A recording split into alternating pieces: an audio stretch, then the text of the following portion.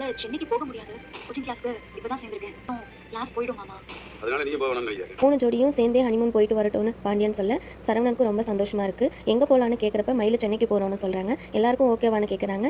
பாண்டியன் கோமதிட்ட அன்பா பேசிட்டு இருக்காங்க. 3 மகனும் ஒண்ணா அனுப்பி வைக்கிறது சந்தோஷம் தானேன்னு கேட்கறாங்க. ரொம்ப சந்தோஷம்னு சொல்றாங்க. அவங்க போனோம்னா நம்மளும் எங்கேயாவது போயிட்டு வருவோம் கோவிலுக்குள்ளன்னு அப்படிங்கிறாங்க. கோமதிக்கு ஒரே ஹாப்பியா இருக்கு. பாண்டியன் 3 பேரையும் போயிட்டு வர சொன்னதால சரவணன் விசில் அடிச்சுட்டு ரொம்ப ஹாப்பியா இருக்காங்க. தங்கமயில்கிட்ட சொல்லி சந்தோஷப்பட, ஆனா எல்லாரும் போனா அது டூர் மாதிரி ஆயிடாதான்னு கேட்க, ஆகட்டும்னு சரவணன் சொல்ல, ஹனிமூன் போறதை புருஷனும் பொண்டாட்டியும் ஒருத்தர் புரிஞ்சுக்கிறதுக்கு தானேன்னு கேட்க, கரெக்ட் நம்ம புரிஞ்சுக்கிற மாதிரி செந்திலும் மீனாவும் கதிரராஜையும் ஒருத்தர் புரிஞ்சுக்க வேணாமான்னு அவங்களும் இருந்தா நம்ம தனியா நேரம் ஸ்பெண்ட் பண்ண முடியாதுல்ல, அப்புறம் எப்படி புரிஞ்சுக்கிறதுன்னு சொல்ல பாத்துக்கலான்னு சரவணன் சொல்றாங்க.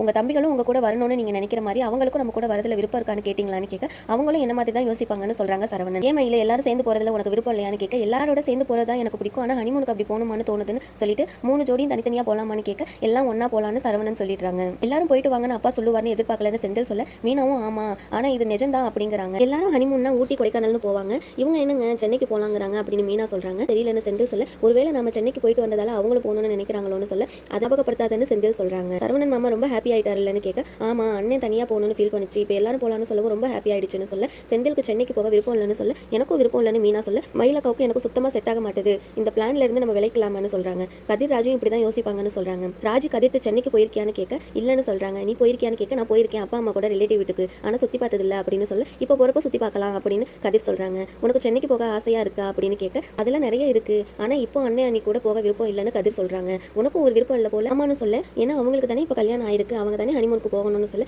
நானும் இதே தான் யோசிச்சேன் அப்படின்னு அங்கேயே சொல்லிருக்க வேண்டியது தானேன்னு ராஜு கேட்க, நீ போகணும்னு நினைச்சு நான் வேணாம்னு சொன்னா நீ வருத்தப்படுவேன்னு தான் நான் சொல்லல, நான் சந்தோஷப்பட்டிருப்பேன் அப்படின்னு சொல்ல, அதை யோசிக்காம விட்டுட்டேன்னு சொல்லி நான் அப்பாட்ட பேசுறேன்னு சொல்றாங்க.